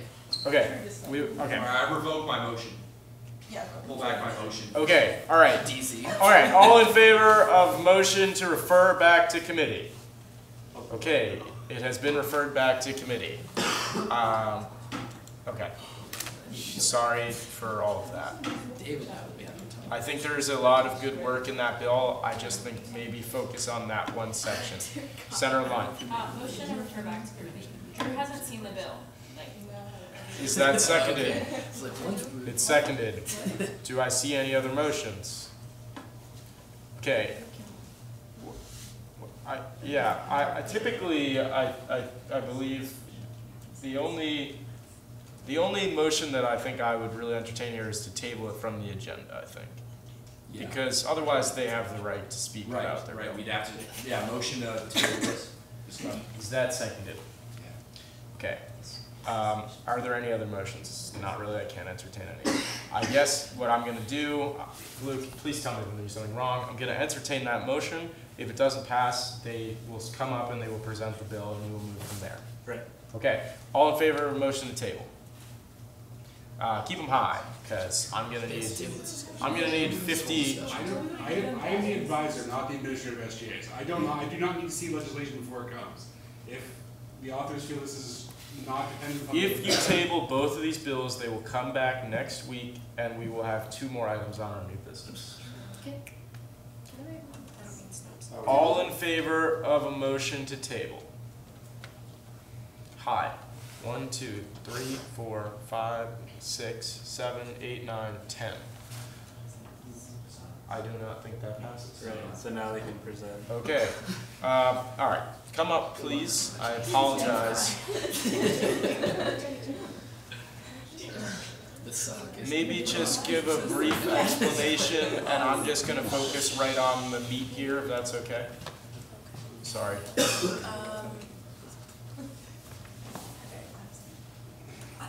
I don't even know So essentially, we looked through the bylaws based on like what SOC already does to sanction or punish organizations that are like misusing their funds or not meeting SOC requirements, and came up with a list of sanctions that would kind of like make sure that people were doing exactly what they were supposed to, including that like addressed certain certain concerns regarding perhaps if it's not a group problem, but rather like administrative problem within the organization. So these are the sanctions that we came up with. Meeting with organization leaders to discuss like issues and possible punishments moving forward. So kind of making sure that we're not stopping a organization from functioning before kind of like meeting and kind of understanding what the issue is within the organization, as well as then there's several that like deal with the misuse of funds. So one-time restriction of slush fund, and then E, which is the flat cap on BAC proposals for the semester. And then we also have a required attendance of more than the normally required amount of CLSI meetings, because we talked about how, I think Drew mentioned the fact that there's sometimes there needs to be like a focus on the training rather than just like the punishments. So that one kind of like addresses that, yeah. Great. Did you want to add anything? No, I was just gonna say that like a lot of this is dealing with the people inside the organizations. I think someone mentioned that like a club shouldn't be punished if there's like problems with like leadership or something like that, and we recognize that, so that's why we want to like meet with leaders, or like if the organizational leaders are just like not at all present or doing their job, like that's why they could be reselected to hopefully get the organization back on the right track. Okay. Are there questions? Senator Friedhoff? I was just wondering what E, the flat cap on BAC proposals for current semester, what were you, like, what is that intended to do?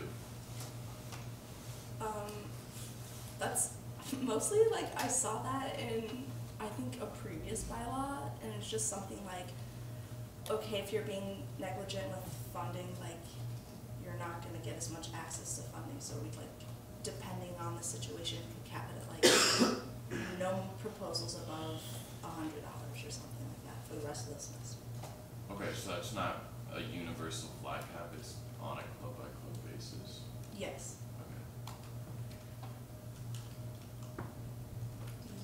Yep, Senator Sullivan. The first, the A clause, meeting with organization leaders, who's gonna be the one that's meeting? It's kind of vague to me, who's meeting with who? We figured that the committee would meet with the leaders, so like the president and vice president. SOC. Yeah, what did I say? Okay, yeah. Do you want to further specify it? It's just to write an SOC meeting with, or something like that? Yeah, maybe. I'm trying to think. Like a meeting of SOC. Just the organization leaders meeting with SOC to discuss.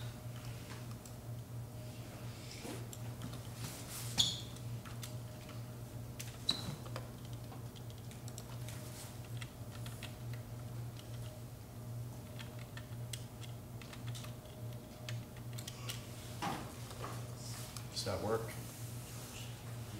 Is that okay with the authors? Okay? Like traditionally, how many clubs are in violation of some set of criteria? So like how many meetings are we looking at for the SOC as a whole, in addition to your weekly meetings? I honestly would have no idea. Okay. Do you have any idea? Right now, I'm surprised the number of clubs would be in violation of most funding criteria, but I think that's long overdue to be enforced. I think all of this points to the need for SGA to make sure you're assessing groups and holding them accountable for use of BAC funds, which currently is not being done as well as it could be. So I think this is all well-intentioned, and hopefully that within the semester or two, student organizations would take this seriously, and those meetings would be few and far between. Just a clarification on C, where they said if there are no more upcoming training in the current semester, this requirement applies to the following semester. Isn't it required that like each club goes to 3 events per semester rather than like moving it on? Yeah. Yes. Oh, sorry, you can go ahead. Yeah, that is saying that like if they don't, if they're not meeting certain requirements, you have to go to more than 3 because the required amount is 3. Okay. So like they're different ones based Oh, with gotcha. different topics. Yeah. So. That's actually already a criteria of recognition for CLSI. I also, again, I encourage you to develop SGA trainings separate from CLSI, and I'm fine leaving this in for now, but I also think it needs to be, we need to be cognizant that other advisory departments are offering trainings for their student organizations as well. It's not just all based in CLSI, but I think this is a fine placeholder for now. Got D, what would be a situation you anticipate forcing re-election of leaders that we would not catch at the advisory department level?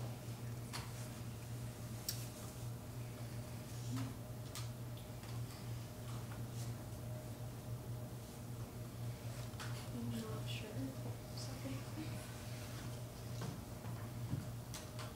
Would you be willing to remove D?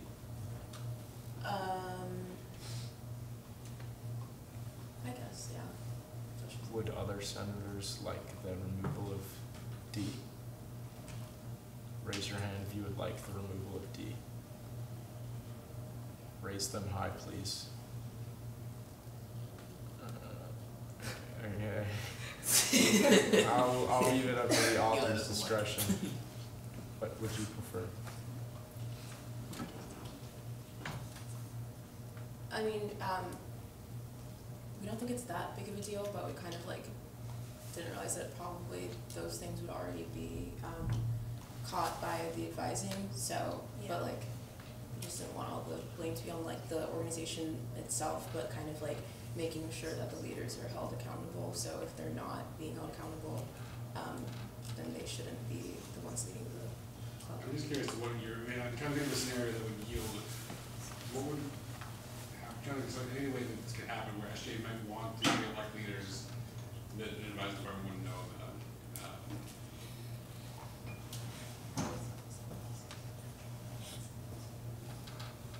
What did you have in mind when you came up with that thing? Was there any scenario that you were referring back to, or?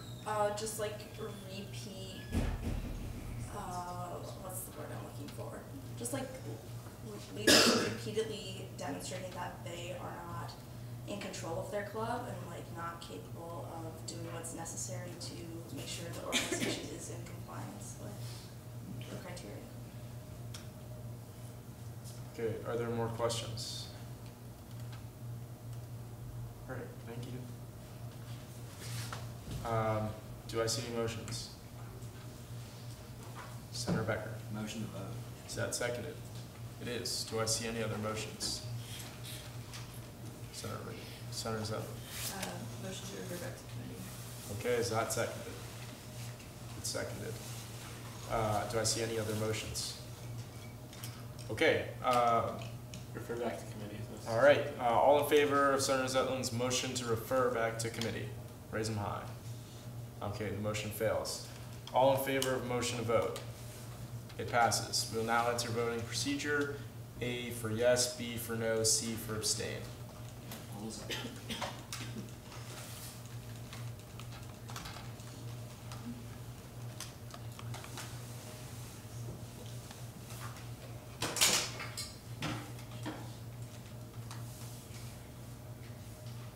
How many do you have? 22. 23. Anyone else hasn't voted yet? 24.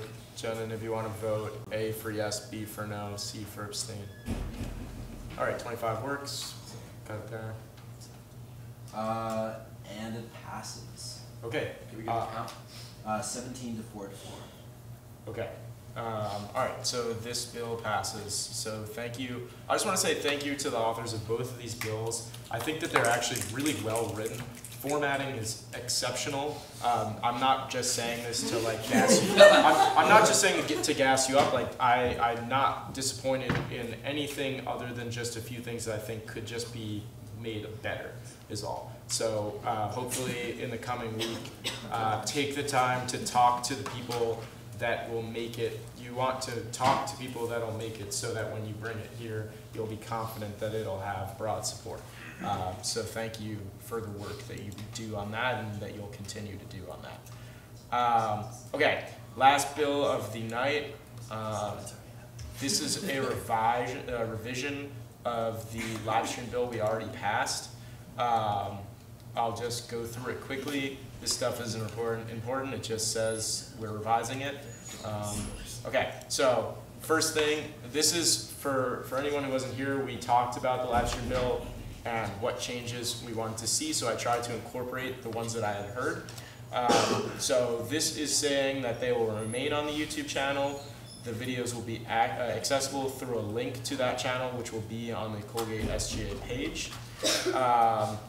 Comments will be disabled. However, the SGA email should be provided in the description of the video.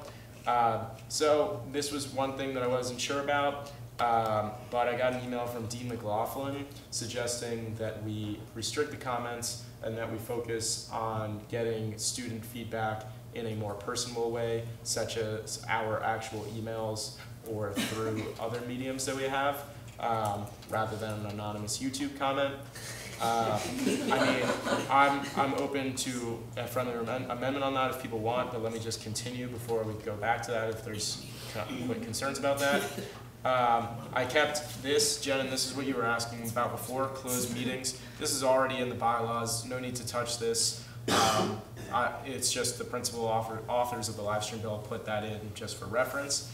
And then section 3, in addition to the shutting down the stream of closed meetings, the stream shall be suspended while a caucus and or vote is occurring regarding a student organization or SGA related election. So for the elections we just had, or for any club that comes before, once they leave the room, it'll be suspended. And it's my job, or whoever assumes my position, to signal up there, shut it down, suspend it. And then lastly, this was also per the request of Dean McLaughlin, and I think it's a pretty reasonable suggestion, is that we be able to offer an opt-out for any administration member or speaker that wants to come speak but doesn't want to be filmed. That's another thing if people have a concern about, but I think it is just a general privacy concern. If people really don't want to be filmed while they're here, I think that's something we should have them at least have the option to do. Okay, so those are the changes that I wanted to address. Are there questions for me?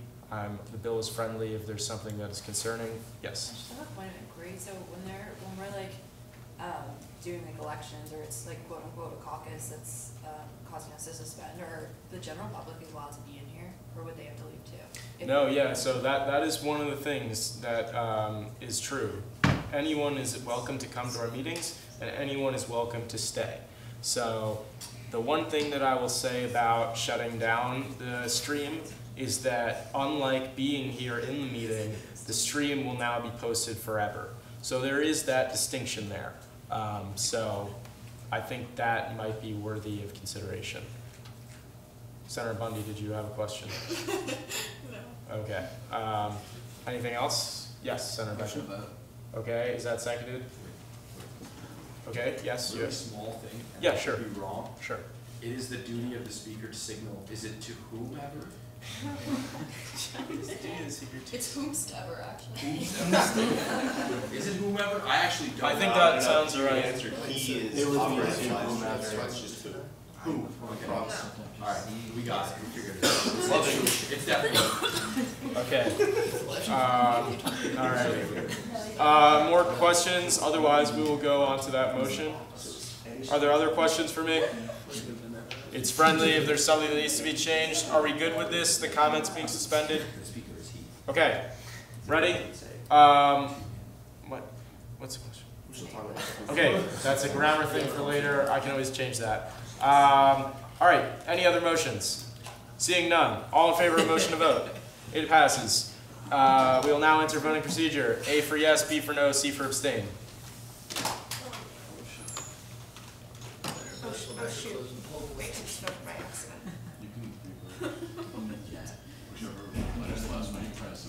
What do you say?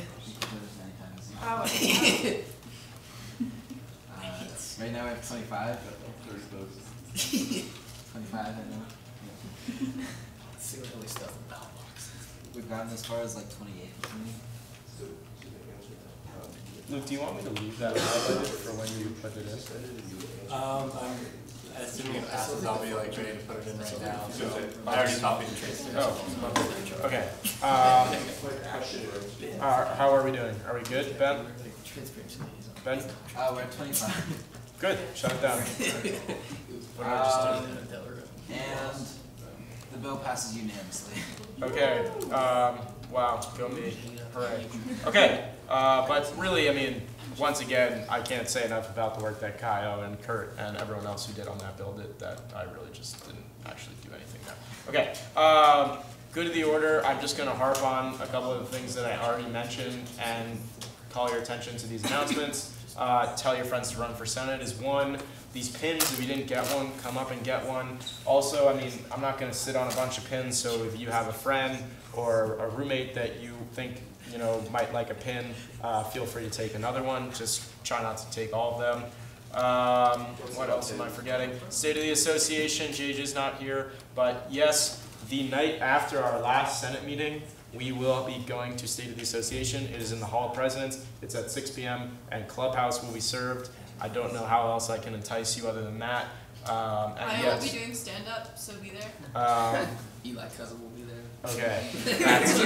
Hey, dude, you know what? Appreciate it. One last thing that I have to call attention to is for the GAC, we talked about this at Cabinet, if someone could be assigned to actually buy the grad cords. Yeah. So basically we talked about this in Cabinet, but first years, if you want something new and like want to compete for this gavel thing, and want to order some cords, that'd be really dope. So we had that bill, I don't know if you guys remember it, but basically people in SGA who are seniors and are graduating get recognized. So, but they need to be ordered and purchased. You'd like to be in charge of that? Okay, I'm not going to lie to anyone. I have absolutely no idea how that actually gets done. I just need somebody to do it. So if that could be assigned, that would be great. I had an announcement. You had an announcement? Yeah. I was going to say that tomorrow at 4:30, Sean King's coming to speak at Olin about Civil Rights Today. And it's right before, it's going to take place and end before to take back the night, so I highly suggest going. Okay, that's in Olin, right? Yeah. Okay. Yep. Senator Seljo? Something big that we learned from other SGAs, particularly Hamilton, was that minutes are a really big way in which like their SGAs relate to this, like open up communication to the students. And at Hamilton, everyone reads the minutes, students, because they're really good and they're really detailed and they're verbatim what's said in the meeting. I know in the Constitution now, we're not allowed to pay students that are in the SGA, but I think if we could have a paid recording position that would take really good notes, and that's the thing, they're gonna have to be like very good stuff. I think we could, if we had really good minutes for all our meetings, we could send those out in an email that we could engage, which is possibly something we're thinking about. Most other SGAs that we've done with pay their like recording secretary, and we don't do that because it's in the Constitution. It's like one of the first things in the Constitution. But now everyone loves minutes. Yeah, minutes are like, and even students that have live streams, even schools that have live streams also continue with the minutes. So just something to think about. Okay, are there any other announcements? Yeah. I sent an email to all of you regarding SPW cleanup. We're thinking about getting shirts if that's possible. So I sent out a Google form with your shirt sizes, and if anybody knows how to design a shirt or is good at designing shirts, that would be awesome if you could get it designed. So all the details are in the email. Just check your emails and follow up on that. Yeah, can I just say quickly, I know this is going on, but the SPW cleanup, like we always do a SGA community service event. Last year we went and we helped the Hamilton Food Cupboard in addition to our SPW cleanup. I know that you're probably hearing this right now and you're like, no shot that I'm showing up on Sunday morning after the SPW, but there's donuts, there's coffee, and it really is mandatory. So we would ask that you please show up, and it is your act of community service. If you've done nothing else, it is really a good way to give back to the community because there is so much trash and litter after SPW. So please, I highly recommend you come. Okay, any other announcements? All right, the chair would be in favor of a motion to adjourn. Seconded, all in favor, approved. Thank you all. One last meeting.